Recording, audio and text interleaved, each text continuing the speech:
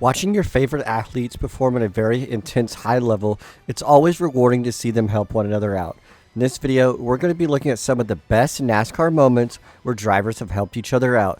Maybe it's been through a crash, maybe it's to show some respect. Whatever the case may be, we're going to look at some of the greatest moments. If you've been watching my content recently and aren't subscribed, feel free to hit the subscribe button. I would greatly appreciate it. Thank you for watching and enjoy. During the 2011 Coke 0400, Matt Kenseth was pushing David Ragan to his first victory in the NASCAR Cup Series. Matt Kenseth said over the radio that he would not try to pass Ragan, and he kept to his word. Matt Kenseth didn't even try and just stayed right on the back bumper to David Ragan. Fun fact, just a couple months earlier, David Ragan actually lost the Daytona 500 race due to a late race penalty. He must maintain lane position to the start-finish line for this to be a legal start. When he changes lanes, he has violated NASCAR procedure, and he'll get a black flag. Matt Kenseth rewarded David Ragan by not passing him and trying to take the victory for himself. It just shows how great of a person Matt Kenseth is. He even talked about it in his post-race interview. And Matt, today you gave it to your teammate. Yeah, I mean, we didn't give it to him. We worked together the whole night, and David was in the right place in that restart. If I would have been in another spot, he would have pushed me to the win, too. So that was kind of the plan. We stuck to our plan. I'm really happy for that group. Our guys ran great. The Crown Royal guys and Affliction on our car this weekend was great to have them on board. Great to get a good run here because the speedways have really been our problem this year. Well, they stuck to their plan, and it panned out. I think we all know this one. It's more of the passing of the torch moment. Jimmie Johnson and Chase Elliott.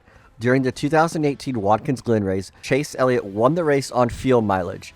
Jimmie Johnson saw that Chase Elliott was running out of gas and couldn't make it back to the start-finish line.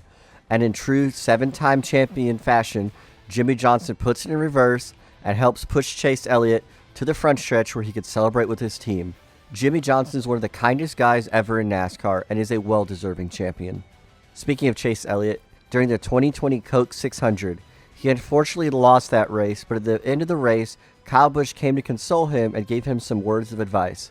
To this day, we don't know what was said, but it was very cool to see Kyle Busch go over there and show Chase Elliott some support. The fall 2012 Talladega race saw one of the biggest crashes in the Cup Series history. Tony Stewart threw a late block on Michael Waltrip, ensuing the big one, or the bigger one, whatever you want to call it. Regardless, Dale Jr. and Jimmie Johnson both got caught up in it. Well, Dale Jr. saw Jimmie Johnson needed to ride back to the infield and decided to give him a lift. Jimmie Johnson hopped on Dale Jr.'s door and rode down pit road where Dale Jr. dropped him off. It's still one of the greatest moments to show sportsmanship. After a hellacious hit in the Xfinity race at Road America, Brandon Brown looked to be seriously injured. Myatt Snider, without no hesitation, runs over to Brandon Brown to check up on him even before safety officials got there. It was probably one of the nicest things the driver's ever done is to see Myatt Snider run across there to help a fellow competitor who could have been injured. This is probably one of, if not the most iconic moment in NASCAR.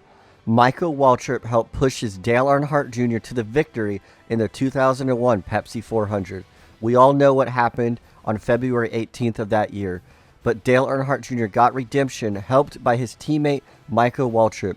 They celebrated in the infield, and it made for one of the best moments in NASCAR history. What a finish at Daytona. Dale Jr. on top of the car in the infield.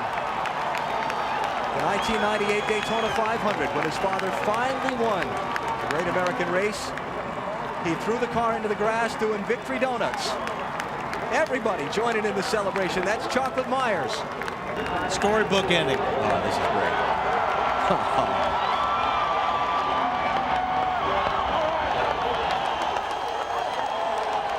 You've learned a few things through the years, though, haven't you, from certain people? Yeah, he was with me tonight. I don't know how I did it. You know when your dad got his first win at Daytona? Huh. His first Winston Cup points win came 11 years ago today, July 7th, 1990. So special. I dedicate this win to him. I mean, there ain't nobody else that I could dedicate it to. Oh, we got somebody coming off the Crash caution is out. The race is over. But remember, Junior has to maintain speed coming back around. He's just got to maintain his speed. We went through this with Biffle, whatever it was at Texas. So as long as he can maintain, That's a big deal for Dale Jr., man. That's a big man that stuck up there and took that. Big deal for Tony Earnhardt Jr., too. Those guys made some great calls down there that put him in this position. 9 car's going to... 76 races since he last went to victory lane, and Dale Earnhardt Jr. is the winner at Michigan. That's incredible. Tri-oval checkered is waving. Ernie Irvan wins, and Rusty spins and gets airborne. And flips wildly right at the start-finish line, very reminiscent of his accident at Daytona. Oh man. Well, Ernie Irvan with a big win, Bob. Oh, and this is the ultimate in sportsmanship and concern for your fellow driver. Dale Earnhardt has driven down to the scene of Rusty Wallace's accident. He has gotten out of his car and he has come over to see if he can be of any assistance to Rusty, and if not... Dale Earnhardt Sr. was the most respected man in the sport. Dale Sr. accidentally turned Rusty Wallace into a horrible crash at Talladega. Rusty Wallace flipped violently multiple times, but the first one to help him out that was a driver was none other than Dale Sr. He was there right with Rusty Wallace after the crash when he returned after his cool-down lap. Dale Sr. was always well-respected and respected his competitors, no matter who they were. We've got to get through 2 and 3 on the first lap. Ricky Rudd gets the jump. He's the early leader. Oh, trouble! Steve Park is off into the infield. Another car ball over on his lid. It's Park and Dale Jr. Terrible crash.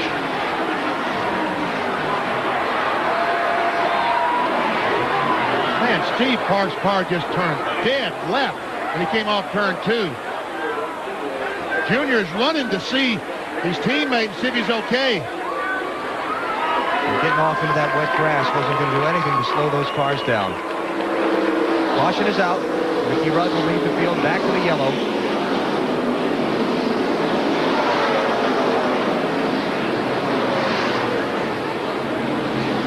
You can see Park moving inside the car, looking through the back glass. He's trying to get himself unwrapped around the roll bars to get out. Yeah, he's definitely moving in there. That's a great sign.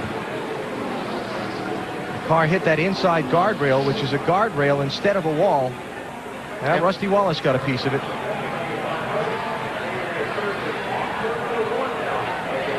And we saw Rusty make it 3 wide going in turn 1, but as he entered turn 1, earlier, Steve coming out of there. There he is. There we go. Good sign. That's what we wanted to see. Anyways, what happens is you slide up the racetrack and you can hit somebody in their left rear as you slide up the racetrack with your right front.